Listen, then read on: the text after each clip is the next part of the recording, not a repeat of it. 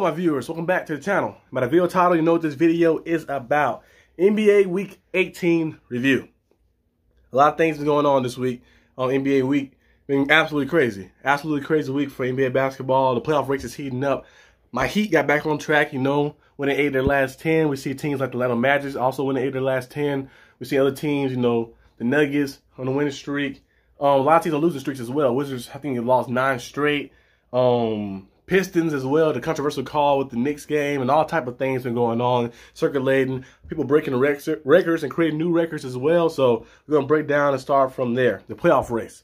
The playoff race, I think it's going to come down to the wire, come down to the end. A lot of teams, especially in the East, the way the seeding is, I think the 4th, 5th, 6th, and 7th, and maybe the 8th seed are kind of like within either half game from each other or all tied up together, because those teams right there have been gunning back and forth. We're seeing the Heat at the 5th spot at one point. They lost one to the Nuggets by a few points and dropped down, and then won one. They back up to the 6th spot. The Magic's dropped to the 8th. It was up to the 7th. And we see all those teams, the Pacers and all those teams like that, and that little race right there. It'll come down to the wire. And the Cavs, I think, are the 3rd seed is on right now as well. So they only a few games, I think like 2 or 3 games above the other teams. So they go on a losing streak, or they lose some few games here and there. And so those matches they have to play against those teams, you never know what can happen. So the East is going to come out and determine a lot of things like that. Because, you want to be a top 5 seed because at least you get the first 2 games at home. Of course, everybody get the same amount of at least 2 home games to play. But you want to start off at your house. You want to start off at your house. You want to set the tone in your environment,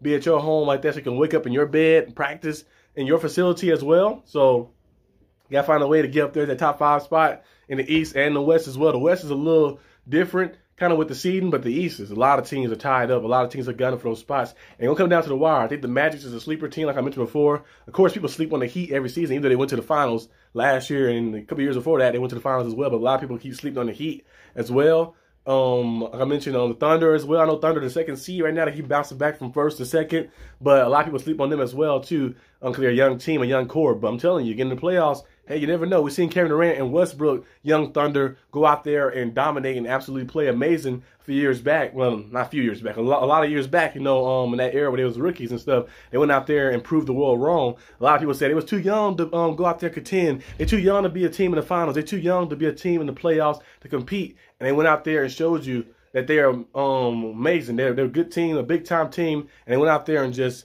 made magic happen. Westbrook and Kevin Durant. Of course, they fell short in the finals to the Heat. They lost in 5, but that kind of that surge of energy they gave a lot of the city. They gave the city and the team, the culture just shifted with Kevin Durant and Westbrook. I'm not saying SGA and Chet are Kevin Durant and Westbrook, but they're on the verge of being good. SGA especially, he's been doing this for the past few years. First team All-NBA, going to be a first team All-NBA player this year. Might be MVP as well this year. So he's been playing high-level basketball. So I think if they can keep building around with this young core, they're going to be a team that may bring home a championship.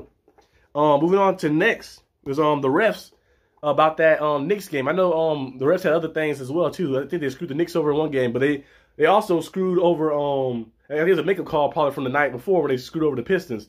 That right there was a terrible call. That Pistons one, I think that was on, that was Sunday night? It was a Monday, if I'm not mistaken. It was Monday or something like that. But that was a terrible call right there. Terrible no call right there, because you look at the way the player kind of just dove into his legs. Like, I know you can fight for the ball, but intentionally using your body to dive into a player's legs, taking the chop block him, basically, like, that's not even illegal in football. The chop block is illegal now. So to chop block somebody, to get the ball from them like that, and the referee not call anything, and they're able to get a free bucket. Josh Hart was able to get a free bucket as well.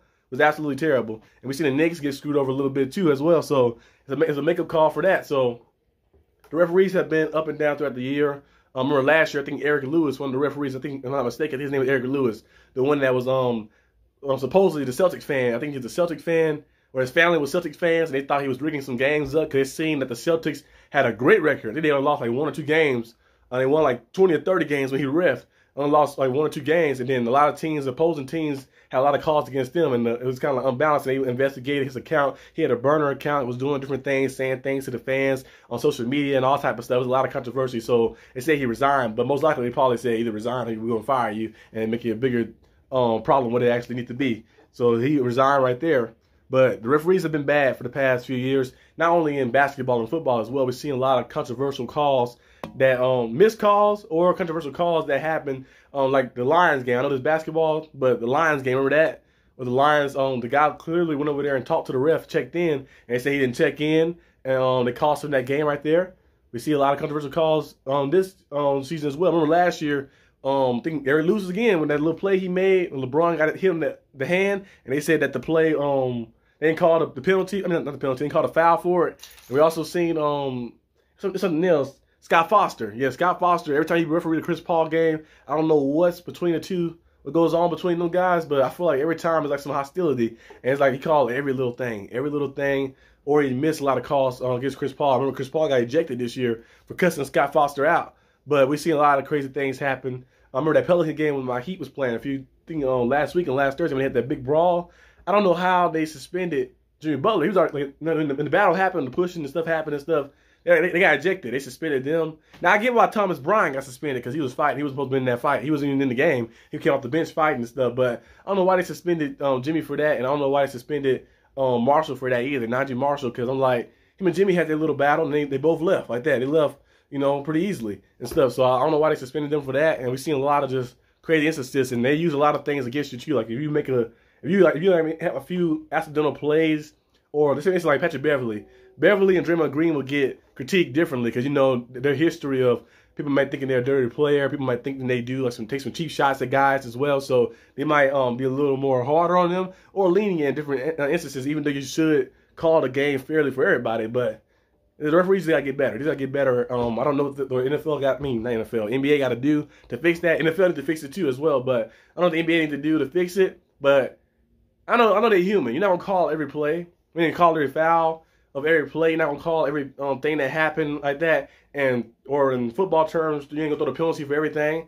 But in the biggest moments, when it mattered the most, you gotta call those. Now I know throughout the game you might miss a few travels here and there. You might miss a double dribble. You might miss a shot foul here and there. But the biggest moments in the game, it's the fourth quarter. When we're down by 1 point, I go to the rim and I get clobbered, get clothesline. I was watching the game yesterday. I was at the Athletic Unlimited. It's a league where they have I think women's sports, women basketball players. I think it's a women's sports league. They have in the off season, a lot of them come in the players pool and different players from all over around the world. I think they play their little Athletic Unlimited thing to see who can they play for charity and stuff like that. Pretty entertaining here and there and stuff. But I was watching that at the what is it, the Fair Park? I think it's Fair Park Arena, one of those places. I think it's Fair Park Arena, yeah. I was watching that there, sitting courtside, and there was a lot of fouls like that. The referee wasn't calling a lot of those and stuff.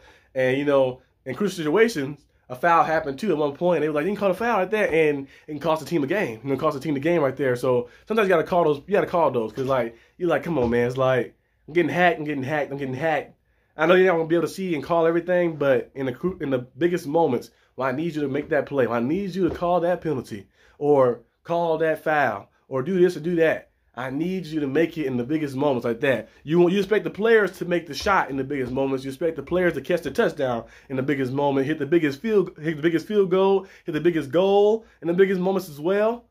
Biggest home run hit in the biggest moments, but you guys can't make the right calls in the biggest moments. So they gotta get better. The refs gotta get better. Luckily, I'm not a player, so I won't get fined for saying this. But moving on to the last part of the video, this is LeBron James 40K. LeBron James, the first player ever in NBA history to score 40,000 points, which is absolutely amazing. LeBron has been an absolute stud. Absolute stud, just playing for generations. You see at 2013 stats, he had 20,000 points.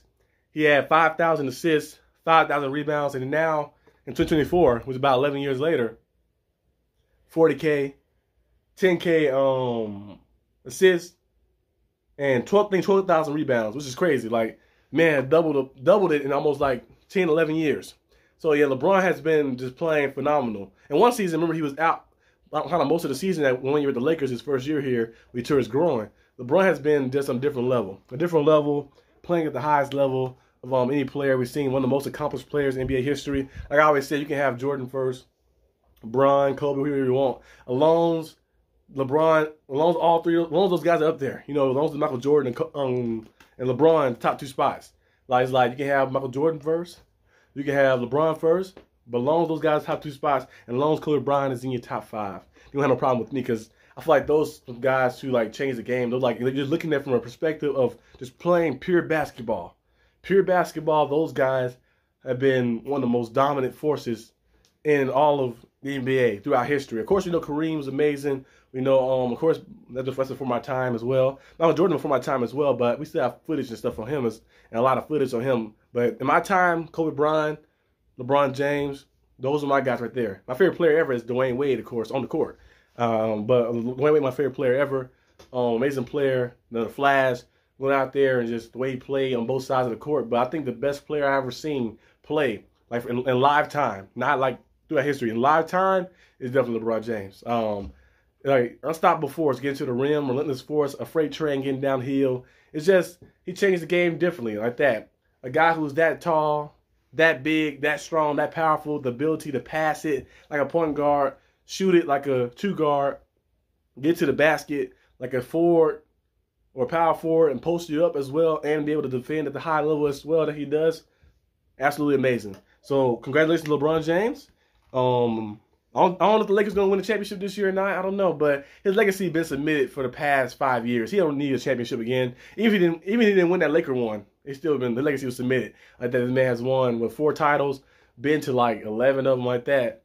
What else do you have to prove? You know, he ain't got nothing else to prove really. Now he's just playing for glory, as well, because it's like he accomplished everything. Like kind of like when you reach 100 overall, it's like you really can't add too much else. You can, if you want to, you can add that, but you really don't need that. But LeBron has he accomplished everything he needed to in basketball. So now he's just raising the bar high. I remember Kendrick Lamar in that one song, was that song Control? He said, I'm gonna raise the bar so high you ain't better catch it. Like that. And the Control, he went crazy on that track. That verse, that was one of the best verses ever in a rap song. But LeBron at the bar, he went to the bar from here to here to here to heaven. So the bar is real high. I don't know who's gonna catch that 40,000, who's gonna be able to go to 10, 11, 12 finals and win 4 titles, win 4 finals MVPs, win 4 MVPs, and be a 21-time All-Star and a 20-time All-NBA player. I don't know who's going to be able to do that anytime soon. LeBron longevity is also a great accomplishment as well, because a lot of guys, you know, don't take care of their bodies. LeBron, when he got to the league, he's been taking care of his body, being able to just be able to like recover better and just play at a high level. So we're gonna see what's gonna happen, but his legacy already submitted. Nothing else to prove. One of the best players of all time. But that's all I got for the video right here, guys. Hope you guys enjoyed this video. If you did, leave a like and subscribe for more content. I'll see you guys next time on the channel. Peace out.